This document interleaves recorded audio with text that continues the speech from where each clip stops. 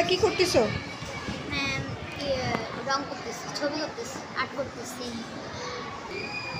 আসিয়া কি করতেছো? ম্যাম আমরা ইচ্ছে তাহলে যেন রং করছি। মিহা, তোমার ছবিটা দেখাও তো।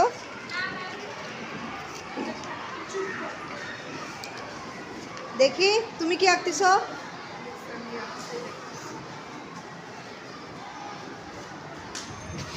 লিসা, কি ছবি আঁকতেছো এটা?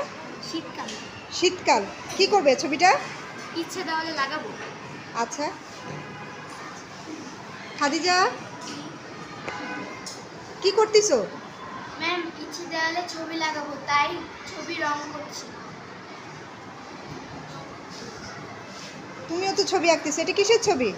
ম্যাম এটা গ্রীষ্মকালের ছবি। দেখি আরিফা তোমার ছবিটা।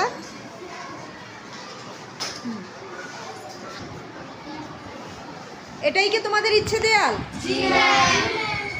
ছোট শিক্ষার্থীরা ছবি আঁকতে খুব পছন্দ করে এবং তারা এই ছবিগুলো এঁকে এঁকে দেয়ালে লাগায়। তো পুরো শ্রেণীতে এর আগে দেয়ালে ছবি লাগানো হয়েছিল, কিন্তু দেখা যেত যে কিছুদিন পরে যখন ছবিগুলো পাল্টানো হতো, ছবিগুলোর সাথে সাথে দেয়াল থেকে কিছু চুন রং উঠে যেত। যে কারণে শিক্ষার্থীদের সাথে আলাপ করলাম যে এটা থেকে কিভাবে মুক্ত হওয়া যায়। তখন ওরা সবাই মিলে একটা আইডিয়া দিল যে ম্যাডাম আমরা পুরো ক্লাস জুড়ে ছবি লাগাবো না, আমরা আমাদের রুমের একটা কর্নারে সেখানে আমরা ছবিগুলো লাগাবো, তাহলে আমাদের পুরোটা ক্লাসরুম সুন্দর থাকবে।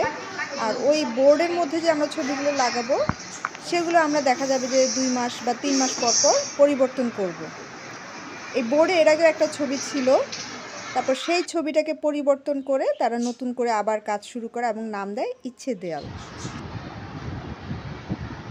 তোমরা কি কাজ করেছো এতক্ষণ সবাই? এটা কাজ করে কেমন লাগতেছে?